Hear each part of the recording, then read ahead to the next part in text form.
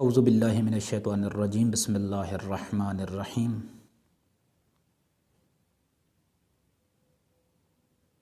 اما بعد فقد قال الرحمن فی القرآن وما خلقت الجن والانس الا لیعبدون۔ اللہ تبارک و تعالیٰ قرآن مجید کے اندر بیان فرماتا ہے کہ میں نے انسانوں اور جنوں کو خلق فرمایا تاکہ یہ میری عبادت کریں۔ تو موضوع گفتگو فلسفہ عبادت ہے، چونکہ عبادت وہ بنیادی عمل ہے، بنیادی رکن دین ہے کہ جس کے ذریعے انسان مقام انسانیت تک پہنچتا ہے، کہ جس کے ذریعے انسان مقام خلافت اللہ تک پہنچتا ہے، کہ جن سے انسان حقیقی انسان بن جاتا ہے۔ دیکھیں، انسان وہ اللہ تبارک و تعالیٰ کی وہ واحد مخلوق ہے کہ جو بن کر نہیں آئی، بلکہ اللہ تبارک و تعالیٰ نے انسان کو اس دنیا کے اندر، اس جہان کے اندر بننے کے لیے بھیجا ہے۔ تو پروردگار عالم کا حقیقی انسان ہم تب بنیں گے جب ہم عبادت کریں گے۔ اب عبادت کیوں اللہ تبارک و تعالیٰ نے لازم و ضروری قرار دی ہے، تو یہ ہمارے لیے جاننا ضروری اور لازم ہے۔ تو اس لیے فلسفہ عبادت کے اوپر ایک طالب علمانہ نگاہ ڈالیں گے۔ دیکھیں، فلسفہ عبادت ہمارا موضوع گفتگو ہے۔ عبادت انسان کی حیات و زندگی کی ضرورت ہے، جس طرح اور بہت ساری چیزیں انسان کی زندگی اور حیات کے لیے ضروری ہیں اور ضرورت کا درجہ رکھتی ہیں۔ خداوند متعال نے انسان کو خلق فرمایا، انسان کو وجود عطا کیا، انسان کو زندگی عطا کی، انسان کو حیات عطا کی، اور ہر وہ چیز جو اس حیات کے لیے ضروری تھی، جو انسان کی زندگی کے لیے ضروری تھی، وہ بھی پروردگار عالم نے انسان کو عطا کی۔ جس طرح کھانا پینا انسان کی ضرورت ہے، آکسیجن انسان کی ضرورت ہے، خوراک انسان کی ضرورت ہے، غذا انسان کی ضرورت ہے، ایک معاشرہ و سوسائٹی جس طرح انسان کے لیے ضرورت ہے اور انسان کے لیے ضروری ہیں یہ چیزیں، قانون کا ہونا انسان کے لیے ضروری ہے، ایک حکومت کا ہونا جس طرح انسان کے لیے ضروری ہے و لازم ہے۔ اگر ان میں سے کوئی چیز انسان کے لیے نہ ہو، اگر ان میں سے کوئی چیز انسان کے پاس نہ ہو، خوراک نہ ہو، غذا نہ ہو، حکومت نہ ہو، انسان کا دفاع کرنے والا نہ ہو، انسان کے لیے کوئی معاشرہ و سوسائٹی نہ ہو، تو انسان کی زندگی مشکل کا شکار ہو جاتی ہے اور خطرات کا سامنا کرنا پڑتا ہے انسان کی زندگی کو اور انسان کو۔ اگر غذا نہ ہو، اگر حفاظت کا نظام نہ ہو، اگر حکومت نہ ہو، اگر سوسائٹی نہ ہو، تو انسان کی زندگی مشکل کا شکار ہو جاتی ہے۔ اسی طرح اگر انسان کی زندگی میں، اسی طرح اگر انسان کی حیات میں عبادت نہ ہو، تو انسان کی زندگی مشکل سے دوچار ہو جاتی ہے۔ حیات انسانی کو خطرہ ہے اگر عبادت اس کی زندگی کے اندر نہ ہو۔ اس لیے جہاں پروردگار عالم نے انسان کو دیگر ضرورتیں، مادی ضرورتیں فراہم کی ہیں، وہاں پر یہ معنوی ضرورت یعنی عبادت بھی بیان فرمائی، اور اس کے لیے بھی اللہ تبارک و تعالیٰ نے وسائل مقرر فرمایا کہ انسان کو بندگی کرنے میں، انسان کو عبادت کرنے میں کوئی مشکل پیش نہ آئے۔ اور جیسے بیماریاں آ جاتی ہیں تو انسان بعض ضرورتیں حاصل نہیں کر سکتا یا پوری نہیں کر سکتا، جسمانی کمزوری کی وجہ سے یا بیماری کی وجہ سے پوری انسان نہیں کر سکتا۔ مثلا بعض لوگ ایسے ہیں جو بیمار ہو جاتے ہیں تو کھانا نہیں کھا سکتے، جیسے ہی کھانا کھاتے ہیں ان کو تکلیف شروع ہو جاتی ہے، تو ان کو خوش نہیں ہونا چاہیے۔ مثلا گھر کا آدمی خوش ہو جائے یا وہ خود خوش ہو جائے کہ آج خرچہ کم ہوگا، خرچہ بچ جائے گا، یہاں پر خوش نہیں ہونا چاہیے، پریشان ہونا چاہیے، اور واقعاً پریشان ہوتے ہیں اور ہونا چاہیے، پریشان ہونا چاہیے انسان کو۔ جب گھر کے اندر کوئی مشکل پیش آ جائے، جب گھر کے اندر کوئی مریض ہو، تو انسان کو کیا ہے، وہاں پریشان ہونا چاہیے۔ وہاں پر جب کوئی گھر میں مشکل ہوتی ہے، وہاں پر سب پریشان ہوتے ہیں، عزیز، رشتہ دار، چھوٹے بڑے، اور خصوصاً وہ جو گھر کا سربراہ ہوتا ہے وہ پریشان ہو جاتا ہے، کیونکہ سب کو معلوم ہے کہ اس کی زندگی کا دار و مدار اس کھانے پر ہے۔ اگر یہ کھانا نہیں کھائے گا تو اس کی زندگی کو خطرہ ہے اور یہ مر سکتا ہے اور مر جائے گا۔ یہ سب اسی وجہ سے پریشان ہوتے ہیں، اس لیے سب کوشش کرتے ہیں اور اصرار کرتے ہیں کہ یہ کھائے، کچھ نہ کچھ کھائے، کچھ غذا تناول کرے، کچھ خوراک کھائے، تاکہ یہ زندگی اس کی بچ جائے، تاکہ اس کو حیات مل سکے اور یہ زیادہ دیر زندہ رہ سکے۔ مثلا اگر کوئی بیمار ہے اور کوئی دیکھنے بھی آتا ہے تو کیا کرتا ہے، تو ساتھ کھانے والی چیزیں لے کے آتا ہے، فروٹ لے کے آتا ہے، اس طرح کی کوئی چیزیں ساتھ کیا کرتا ہے، وہ لے کے آتا ہے طاقت والی، تاکہ اس کو طاقت ملے اور اس کی زندگی جو ہے وہ موت کے منہ سے باہر آ جائے اور وہ زندہ رہے زیادہ دیر۔ خوب اسی طرح عبادات بھی ہیں، اگر انسان عبادت سے دور ہو جائے، بندگی سے دور ہو جائے، تو سمجھ جائیں کہ اس کے اندر کوئی بیماری آ گئی ہے، اس کو کوئی مشکل پیش ہو گئی ہے۔ جو انسان عبادت نہیں کرتا یہ انسان مریض ہے، بیمار انسان ہے، اور یہ ایسا مریض ہے کہ جس کو کینسر سے زیادہ خطرناک بیماری لگ گئی ہے، اور وہ اپنی زندگی کی بنیادی ضرورت کو احساس نہیں کر رہا، وہ یہ نہیں سمجھ رہا کہ یہ میرے لیے کتنا ضروری ہے، بس یہ کینسر سے زیادہ خطرناک بیماری ہے۔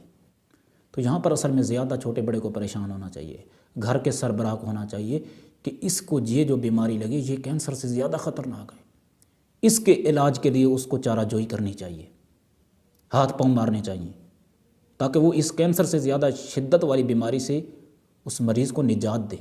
اگر گھر کے اندر کوئی جوان، چھوٹا بڑا، بچہ، مرد، کوئی خاتون عبادت نہیں کر رہی اور عبادت کی طرف اس کا رجحان کم ہو گیا ہے، تو یہاں پر پریشان ہونا چاہیے گھر کے سربراہ کو، عزیز رشتہ داروں کو یہاں پر زیادہ پریشان ہونا چاہیے۔ کھانا نہ کھائے اتنا پریشانی کی بات نہیں ہے، غذا نہ کھائے اتنا پریشانی کی بات نہیں ہے، لیکن اگر وہ عبادت نہیں کر رہا، بندگی نہیں کر رہا پروردگار عالم کی، اور سجدہ نہیں کر رہا پروردگار عالم کی بارگاہ میں، تو یہاں پر زیادہ پریشان ہونا چاہیے۔ اہل خانہ کو واقعاً یہاں پر زیادہ پریشان ہونا چاہیے۔ اگر کوئی انسان، کوئی مرد، کوئی خاتون گھر کے اندر عبادت سے دور جا رہا ہے، یہاں پر پریشانی والی بات، کیونکہ کھانے سے بڑی ضرورت وہ تناول نہیں کر رہا، وہ نہیں حاصل کر رہا۔ لیکن یہ مشکل کیوں پیش آئی ہے کہ آج اکثریت جوانوں کی، اکثریت انسانوں کی، اکثریت مسلمانوں کی، اکثریت مومنین کی ایسی نظر آتی ہے کہ جو عبادت کی طرف زیادہ رجحان نہیں رکھتی۔ اس کی بنیادی وجہ جو مجھے لگتی ہے وہ یہ کہ اصل میں عبادت کا جو معنی پیش کیا گیا ہے، عبادت کا جو فلسفہ ان کے سامنے رکھا گیا ہے، اس فلسفے کی وجہ سے، اس معنی کی وجہ سے عبادت سے کیا ہو گئے ہیں؟ دور ہو گئے ہیں۔ عبادت سے بیزاری کے اور بھی اسباب ہیں، لیکن ایک سبب یہ ہے کہ خود عبادت کی اہمیت کا ہمیں پتہ نہیں ہے، ہمیں فلسفہ عبادت کا علم نہیں ہے، اور عبادت کے بارے میں درست تصور کا نہ ہونا ہے، اور یہ سب سے بڑا سبب ہے عبادت سے دوری کا، کہ ہمارے ذہنوں کے اندر عبادت کا صحیح تصور نہیں ہے۔ ہمیں طریقہ تو بتا دیتے ہیں اور عبادات کا نام بھی بتا دیتے ہیں کہ یہ عبادت ہے، روزہ رکھنا عبادت ہے، نماز پڑھنا عبادت ہے، حج عبادت ہے، کسی کے ساتھ احسان کرنا عبادت ہے، امر بالمعروف و نہی عن المنکر کرنا عبادت ہے، خمس دینا عبادت ہے، یعنی عبادات کے مختلف اور بہت زیادہ نام تو بتا دیے، طریقے بھی بتا دیے کہ نماز کس طرح پڑھنی ہے، وضو کس طرح کرنا ہے، قرآن مجید کی تلاوت کس طرح کرنی ہے، احسان کس طرح کرنا ہے، یعنی یہ سارے طریقے اور ان کے نام ہمیں بتا دیے گئے ہیں، لیکن بنیادی چیز جو تھی عبادات کی، اس کی طرف ہماری توجہ نہیں دلائی گئی، اور وہ بنیادی چیز عبادت کا فلسفہ ہے۔ عبادت کا فلسفہ ہے، فرض کرے وضو ایک عبادت ہے، تو وضو کا فلسفہ کیا ہے؟ نماز ایک عبادت ہے، نماز کا فلسفہ کیا ہے؟ نماز ہمیں کہاں تک لے جائے گی، نماز کی اہمیت کیوں ہے اتنی؟ حج ہے، حج کا فلسفہ کیا ہے؟ یہ ان عبادات کے فلسفے کی طرف ہماری توجہ نہیں ہے، اور جس کی وجہ سے ہم ان عبادات کی طرف زیادہ رغبت بھی نہیں رکھتے۔ بعض اوقات پورا معاشرہ اس بیماری کا شکار ہو جاتا ہے، بعض اوقات پورا معاشرہ اس بیماری کا شکار ہو جاتا ہے کہ معاشرے کے اندر رہنے والے، سوسائٹی کے اندر رہنے والے کسی کو بھی عبادت کی طرف رغبت نہیں ہے، سب عبادات سے بیزار ہیں۔ آج ہمارے پاکستانی معاشرے کے اندر آپ اکثر علاقوں کے اندر دیکھیں، خصوصاً دیہی علاقوں کے اندر عبادت کی طرف رغبت نہیں ہے، عبادت کی طرف رجحان نہیں ہے۔ کیوں نہیں ہے؟ یہ بیماری پورے معاشرے کے اندر پھیل گئی ہے، اور یہ بیماری کینسر سے زیادہ جو بیماری ہے یہ پورے سوسائٹی کو اپنے لپیٹ میں لے لیا اس بیماری نے۔ جیسے وبا ہوتی ہے، وبا اس بیماری کو کہتے ہیں جو پورے معاشرے کو اپنی لپیٹ میں لے لے۔ یہ کرونا وبا آئی ہے نا ابھی، اس نے کیا کیا ہے؟ پوری دنیا کو اپنی لپیٹ میں لے لیا ہے۔ کرونا سے زیادہ خطرناک وبا یہ ہے کہ جب انسان کا عبادت سے رجحان اٹھ جائے۔ کرونا سے زیادہ خطرناک وبا یہ ہے کہ جب انسان کے دل کے اندر عبادت کی رغبت ختم ہو جائے، عبادت کی طرف اس کا رجحان نہ ہو۔ یہ بہت بڑی خطرناک وبا ہے۔ اس وبا کی جو ایک بہت بڑی وجہ ہے، البتہ اور بھی وجوہات ہیں، لیکن ایک سبب یہی ہے کہ عبادت کے بارے میں صحیح تصور ہمارے ذہنوں کے اندر نہیں ہے کہ عبادت کس لیے ہے، یہ عبادت کیوں ہے، کیوں اتنا لازمی پروردگار عالم نے اس عبادت کو رکھا، اس کیوں کا جواب ہمارے پاس نہیں ہے۔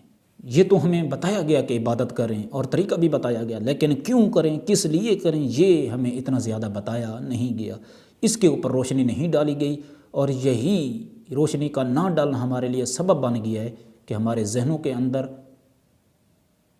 عبادت کی اتنی اہمیت نہیں ہے، اور عبادت کی طرف ہمارا رجحان اتنا نہیں ہے، رغبت ہماری نہیں ہے، چونکہ جو فائدہ بتایا جاتا ہے بعض اوقات بعض لوگوں کی نگاہوں میں اس کی اتنی اہمیت نہیں ہوتی، وہ بعض لوگوں کے لیے اتنا اہم نہیں ہوتا جو فائدہ بتایا جاتا ہے کہ ہم عبادت کیوں کریں، اس کا فائدہ ہمیں کیا ہوگا۔ اول تو مجھے جو مشکل لگتی ہے، جو فائدہ بتاتے ہیں وہ سارے کا سارا ادھار بتاتے ہیں، اور ادھار والی دکان زیادہ دیر چلتی نہیں ہے۔ اب عبادات کے اندر دیکھیں، نماز پڑھیں، کیا ہوگا؟ آپ کو جنت ملے گی، مرنے کے بعد آپ کو جنت ملے گی، آپ کو حور ملے گی۔ قرآن مجید پڑھیں، کیا ہوگا؟ ثواب ہوگا، آپ کو جنت ملے گی۔ اب جب یہ مومن، یہ انسان دیکھتا ہے کہ ابھی تو مجھے کچھ ملنے والا نہیں ہے، یعنی ساری چیزیں کیا ہے؟ ادھار ہیں، تو اب ادھار والی دکان زیادہ دیر چلتی نہیں ہے، لہٰذا یہ اس کا تمایل بھی کم ہو جاتا ہے، اس کی رغبت بھی کم ہو جاتی ہے۔ یہ بتایا جاتا ہے نا کہ عبادت کریں، کیا ہوگا عبادت کرنے سے؟ ثواب ہوگا۔ ثواب کہاں ہوگا؟ جی مرنے کے بعد ہوگا۔ ابھی آپ کو کوئی فائدہ نہیں ہوگا۔ اگر آپ کو فائدہ ہوگا تو وہ کیا ہوگا؟ جب آپ قبر میں جائیں گے تو مرنے کے بعد آپ کو کیا ہوگا؟ فائدہ ہوگا، ثواب ہوگا، جنت ملے گی، حور ملے گی۔ یہ ثواب بتایا جاتا ہے، یہ عبادت کا فائدہ بتایا جاتا ہے، یہ نماز کا فائدہ بتایا جاتا ہے، یہ حج کا فائدہ بتایا جاتا ہے، یہ سچ بولنے کا فائدہ بتایا جاتا ہے، یہ امر بالمعروف نہی عن المنکر کرنے کا فائدہ بتایا جاتا ہے، یہ ہمیں کسی کے ساتھ بھلائی کرنے کا فائدہ بتایا جاتا ہے، سارا ادھار بتایا جاتا ہے۔ اب بھائی زندگی میں کیا ہوگا؟ زندگی میں کچھ بھی نہیں ہوگا، اس دنیا کے اندر آپ کو کچھ بھی نہیں ملے گا۔ سارا کب ملے گا؟ آپ کے مرنے کے بعد سارا ملے گا۔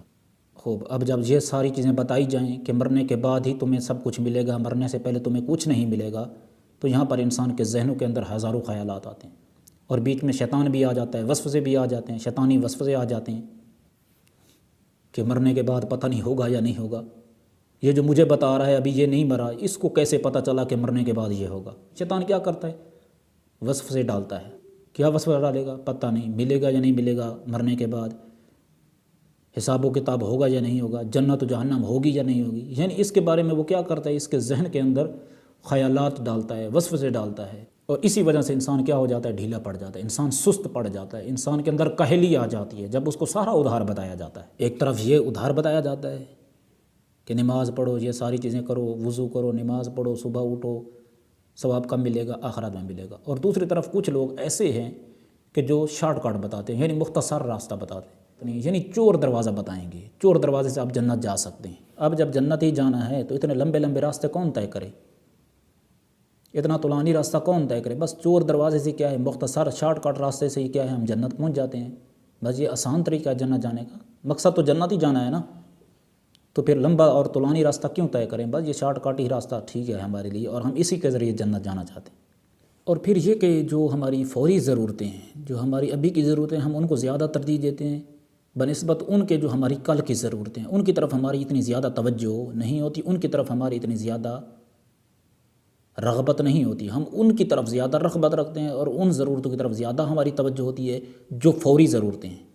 جو کل کی ضرورتیں ہیں ان کی طرف ہماری زیادہ توجہ نہیں ہوتی۔ وہ علامہ اقبال کے بقول کہ ہم فکر امروز کے بارے میں زیادہ متوجہ رہتے ہیں، اور فکر فردہ کے بارے میں ہماری اتنی زیادہ توجہ نہیں ہوتی، کل کے بارے میں ہم اتنا زیادہ سوچتے نہیں ہیں۔ اب خوب، ایسا تفکر بھی انسان کو عبادتوں سے دور کرتا ہے، عبادات کی طرف اس تفکر کی وجہ سے انسان کی رغبت ختم ہو جاتی ہے، کم ہو جاتی ہے، تمیل ختم ہو جاتا ہے یا کم ہو جاتا ہے اس تفکر کی وجہ سے، چونکہ ہمیں فوری طور پر اپنی زندگی کے اوپر عبادات کا کوئی اثر نظر نہیں آتا، اسی وجہ سے ہمارا تمایل اور ہماری رغبت کیا ہو جاتی ہے؟ عبادات کی طرف کم ہو جاتی ہے۔ البتہ بعض لوگ ایسے ہیں جو بتاتے ہیں کہ ابھی آپ یہ عبادت کریں تو آپ کو فوری طور پر یہ نتیجہ ملے گا، یہ آپ کی زندگی پر اثر ہوگا، اور میں نے دیکھا ہے بہت سارے فوائد ایسے ذکر کرتے ہیں، یعنی وہ جو ضروری فوائد ذکر کرتے ہیں اور فوری فوائد ذکر کرتے ہیں کہ اگر آپ یہ کام کریں تو آپ کی زندگی کے اوپر ابھی یہ اثر ہوگا، وہ جو اثرات بتاتے ہیں وہ زیادہ تر غیر معنوی بتائے جاتے ہیں۔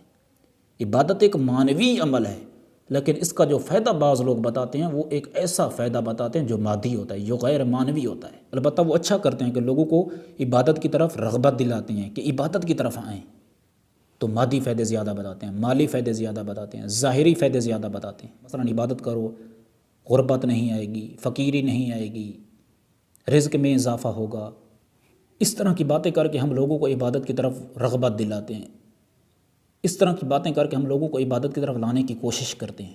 اب وہ آتا ہے، عبادت کرتا ہے، 2 رکعت نماز پڑھتا ہے، کیونکہ اگر 2 رکعت نماز پڑھنے سے رزق میں اضافہ ہوتا ہے تو کیوں بندہ نہ پڑھے۔ اب وہ آتا ہے 2 رکعت نماز پڑھتا ہے، عبادت کرتا ہے، لیکن جب اس کو اثر نظر نہیں آتا تو وہ کیا کر دیتا ہے؟ اس عبادت کی طرف اس کی رغبت ختم ہو جاتی ہے، پھر وہ چھوڑ دیتا ہے، عبادت کو ترک کر دیتا ہے، پھر وہ بیزار ہو جاتا ہے کہ اس طریقے سے رزق حاصل نہیں ہوتا اور رزق میں اضافہ نہیں ہوتا۔ مادی ضرورتوں کے لیے ہم یہ سب کچھ کرتے ہیں، قرآن بھی پڑھتے ہیں، معاشرے کے اندر یہ ہے مادی ضرورتوں کے لیے قرآن پڑھتے ہیں۔ اس کی وجہ یہ ہے کہ ہمیں اپنی حقیقی اور اصلی ضرورتیں معلوم نہیں ہیں۔ ہم سمجھتے ہیں کہ یہی غلات، یہی اناج کھانا ہی اور یہی غذا ہی ہماری کیا ہیں اصلی اور بنیادی ضرورتیں ہیں۔ ہم انہی کو اپنے حقیقی ضرورتیں سمجھتے ہیں اور یہی اصل ضرورتیں ہیں۔ اب یہ جہاں سے بھی پورا ہو جائے، کہیں سے بھی پورا ہو جائے، بس یہ ہماری اصلی ضرورتیں، ہم نے ان کو کہیں سے پورا کرنا ہے۔ یہ ضرورت جو ہے، اب یہ اناج اگر ہمیں کھیتوں سے ملتا ہے تو ہم کھیتوں کی طرف چلے جائیں، اگر یہ ہمیں فیکٹری سے ملتا ہے تو فیکٹری کی طرف چلے جائیں، اگر یہ ہمیں دکان کی طرف سے ملتا ہے تو ہم دکان کی طرف چلے جائیں، حتیٰ کہ اگر یہ ہمیں نماز سے ملتا ہے تو ہم پھر نماز کی طرف چلے جاتے ہیں۔ ہم نے تو ضرورت ہی پوری کرنی ہے نا، اور ضرورت ہماری اناج ہے۔ اب وہ دکان سے حاصل ہو یا نماز سے حاصل ہو، جس سے بھی حاصل ہوتی ہے ہم اس کی طرف رغبت سے چلے جاتے ہیں۔ اب کھیتوں کیوں گئے ہیں؟ اناج لینے کے لیے۔ دکان پہ کیوں گئے ہیں؟ اناج لینے کے لیے۔ بھئی مسجد کیوں آئے ہیں؟ اناج لینے کے لیے۔ نماز کیوں پڑھ رہے ہیں؟ اناج لینے کے لیے۔ اب دیکھیں ہم نے مسجد اور دکان کو ایک جیسا بنا دیا ہے نا۔ بھئی مسجد اور جگہ ہے اور دکان اور جگہ ہے۔ دکان سے تمہاری مادی ضرورتیں پوری ہوتی ہیں اور مسجد سے تمہاری معنوی ضرورتیں پوری ہوتی ہیں۔ یہ نہ ہو کہ معنوی ضرورتیں پوری کرنے والی جگہ کو تم کیا کرو، مادی ضرورتوں کا ٹھکانہ بنا دو کہ وہاں سے تم مادی ضرورتیں پوری کرو۔ آج ہماری مشکل کیا ہے کہ ہم معدے کی ضرورتوں کے لیے، ہم پیٹ کی ضرورتوں کے لیے سب کچھ کرتے ہیں۔